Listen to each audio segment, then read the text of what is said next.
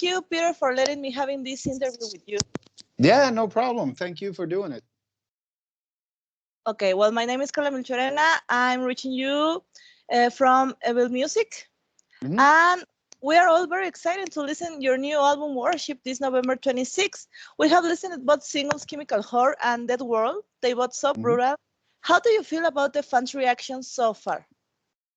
I think it's very positive. I think people can get into it, which is good, both the lyrics and the music. So there's a lot of surprises on the album. I don't know if you heard the whole album yourself, but Yeah, I didn't hear the whole album yet, but I okay. can't wait to hear it. So All right, great.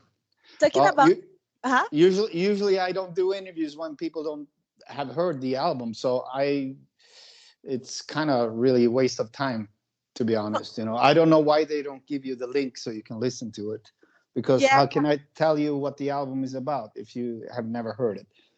yeah, I know they didn't give me any link, but I have listened to both singles yet. So Yeah. well, Okay, well, let's do the best out of it. perfect. Talking about the first single, Chemical Whore, and its socio-political message, is there any extra thoughts that you would like to share outside the lyrics?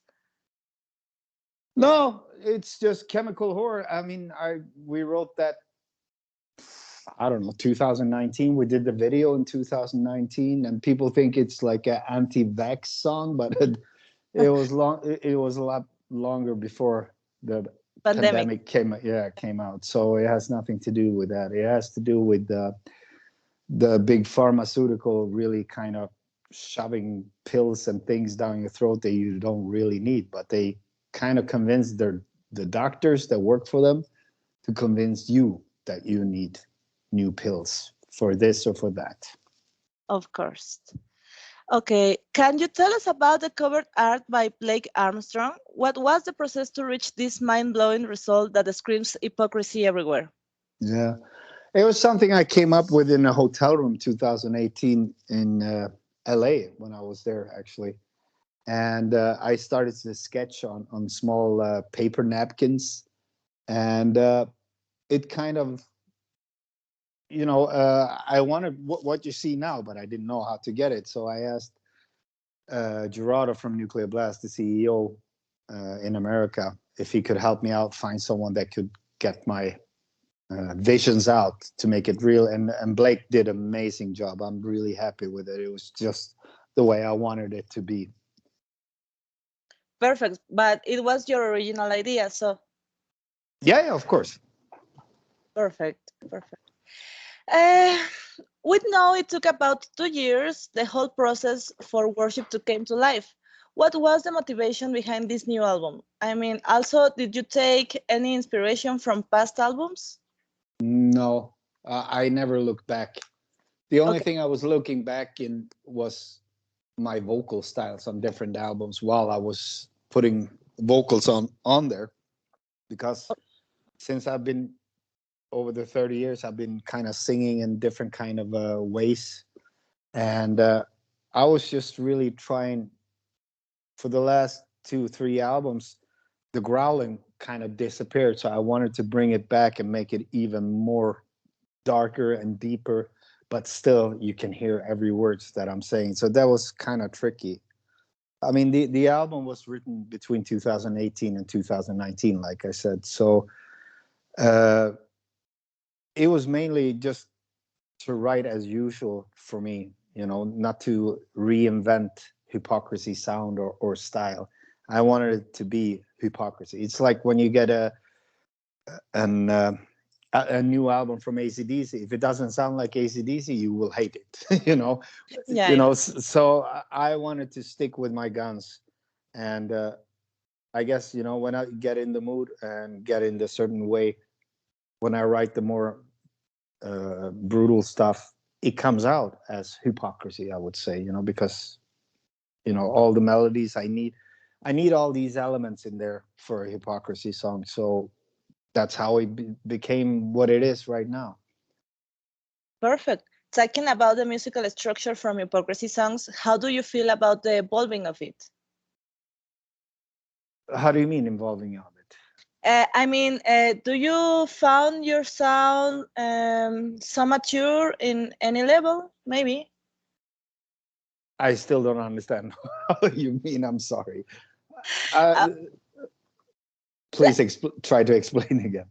okay, let me change the question. Mhm. Uh, I mean, After such a vast career, how do you get inspired to keep this fresh and very unique style and so that distinguish Hypocrisy? Okay. Now I get it. Uh, I would say I do as I always do. I write from my heart and my balls. My heart is, where it is in, when you put your whole soul into what you're doing, and it's really about what I would like to hear. I only write for myself when I write my songs. If I like it, then I put it on the album. And I think the most important thing is to be true to yourself. You have to ask yourself, this song, do I like it? Is there something in there that I don't like, or is this something that I would like to listen to? That's the whole thing. You have to be honest to yourself first of all, that you are convinced that it's good. So therefore, I guess I'm my own judge on when I write the song, and I trust my instinct that it's good or bad. So, but you cannot convince everybody, of course. The taste is so different from everybody. So I just, like I said, I follow my heart and my instincts when I write music. Perfect. So, heart and balls, right? Yeah, exactly. Perfect. Was writing this album challenging at any level? Yeah, it's always challenging to write an album. I mean, especially when you start with the first song. Okay, where do I go from here? How do I start? And also when my schedule in 2018 and 2019 was very hectical. I made a Lindemann album in there somewhere as well at the same time, and also was out on tour with Hypocrisy. I was out on tour with Pain. I was out on tour with Lindemann. So I mean, uh, to come back to sit and feel, the calm and harmonic to concentrate on writing songs was pretty tricky. That's why, you go in and sit there and make one song, and then it's time to go out on tour with one of the bands, and then you come back after a month or two, and then you try to finish the song that you started, and so on, and that's how it was going on for 2 years. So that's why it took a little bit longer, because there was no full focus, because there were so many things to do. Okay. Okay. It's been 8 years since the end of Disclosure. Why did it Yeah. take so long, Peter? We want to know your perspective about this inactive period. Well, just look at the back catalog. Yeah. One Hypocrisy album, one Pain album, two Lindemann albums, and I did some productions like Possessed and things like that, and touring constantly. So there's your answer. There is no time. I need to clone myself if I can do it faster. Okay, okay. Is there any special process that you follow for writing or composing Hypocrisy albums that make it different from other projects? No, I just set my mind to it's Hypocrisy time, and then my body goes into that mood, the Hypocrisy mood, and then it goes by itself. Okay. How do you know when it's time to write a new Hypocrisy album, and how do you know when it's complete? Well, when it's time to write a new album, it's because, yeah, it was when I started. It was only five five years in between, and I thought it was going to go faster, but unfortunately, it didn't go faster in 2018. So it just had to take the time it had. Otherwise I will have a heart attack and die if I try to do everything at the same time. So, I had to slow down with everything.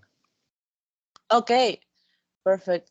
From this 11-track album, is there any song that wasn't written exclusively for worship, but you decide to include it anyway? Yeah, in 2017, me and my son, we had this father and son project that we might was gonna release, but we never did. So we were sitting for many days writing in the studio and composing songs together. And he had some songs, and I had some songs, and we did it in a kind of a demo stadium, like Yeah. a pre-production and things. And that's where That World came out, that Sebastian wrote for that project. And I really liked that song, and I asked him if we could use it for Hypocrisy, and he said that was no problem. So that's cool. Perfect. The next year, you'll be celebrating 30 years since the release of your first album, Penetralia. Any Yeah. upcoming plans for this big event? Not right now. I'm just so focused on the new album right now, and interviews and setting up tours and stuff like that. So let's see what will happen in the future. Okay, after the release of this album, any plans of touring? We will be very excited to have Hypocrisy here in Mexico.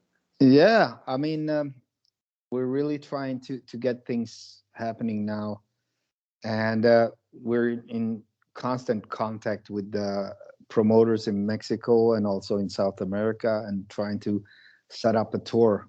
But because of the pandemic, it's really hard to get any promoters to really Take the risk. yeah, and nobody has a crystal ball that we can see in the future. So Yeah. we're trying. Trust me, we're really trying. So it will happen one way or another, but I don't know when. If it's going to be early next year or late next year, I really don't know yet. But we're really fighting for it. So Okay, wait. I crossing fingers. me Can we too. can we expect more Hypocrisy albums in the future? Are you guys going to take it slowly, or are we going to have more news from you in a not so distant future? I don't know. I don't want to promise anything, but I definitely hope it's not going to take another 8 years, because then I'm almost 60, and it's time to hang it up. Okay, perfect. Finally, any particular song from this album that you have become more fond of, or any recommendation to your fans? Which song we should listen with a special courage? Oh, I think you should listen to all of the songs. Perfect. They all have different stories. Okay, Yeah. so excellent, Peter. Well, that will be all of my. Once again, thank you so much for taking this interview. We are looking forward for November 26th to listen to the whole album. We can wait. Yeah. Thank you very much for calling me and support.